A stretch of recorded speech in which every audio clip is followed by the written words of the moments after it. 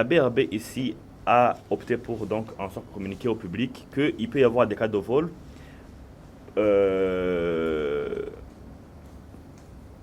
donc, qui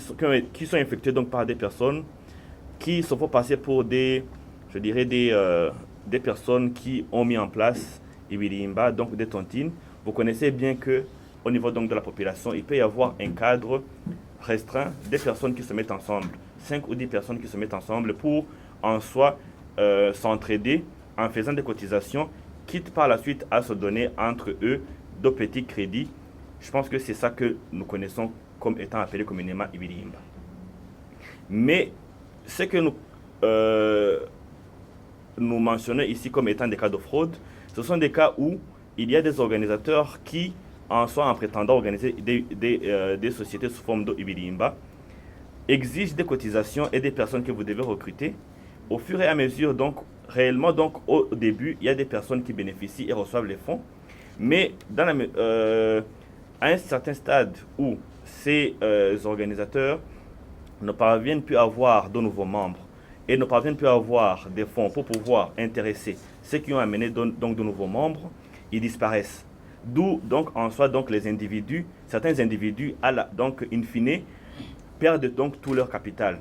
C'est pour cela que nous avons alerté donc en soi la population qu'elle soit bien avertie qu'ils ne puissent plus donc faire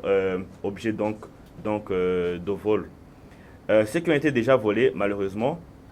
comme réellement donc il n'y avait pas donc d'implication même de l'autorité locale, réellement donc il peut y avoir donc des problèmes donc d'implication même de l'autorité locale pour les aider à recouvrer donc leurs fonds. Ici donc nous attirons l'attention de l'administration locale pour en soi éviter que la population soit dépouillée donc de ses biens, parce que vous savez que réellement donc même la population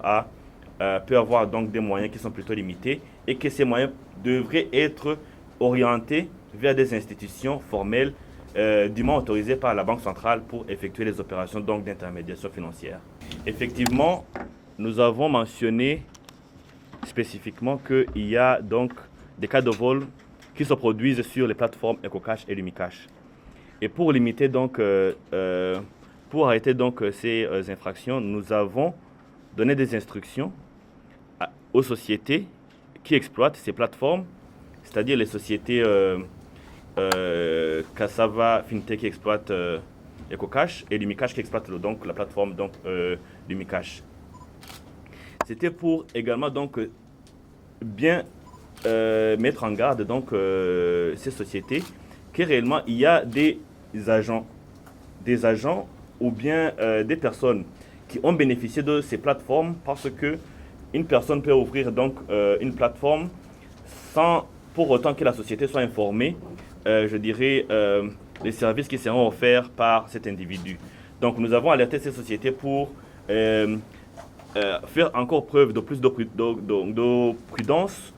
pour en soi veiller à ce que donc les numéros déjà identifiés comme offrant ces produits de Ibirimba alors que ce n'est pas réellement autorisé, que ces numéros déjà identifiés soient, je dirais, soient bloqués. On a déjà pris contact avec EcoCash.